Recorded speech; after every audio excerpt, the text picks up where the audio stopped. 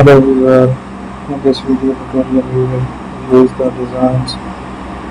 Let's make an attraction here. We have to find the changes.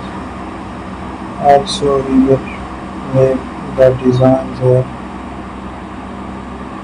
We will pick up some shapes. Keep generating that structure. Use the paint here.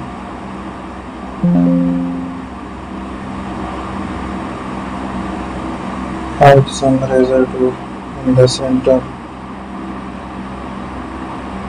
Let's use the paint here. We will add the changes on it.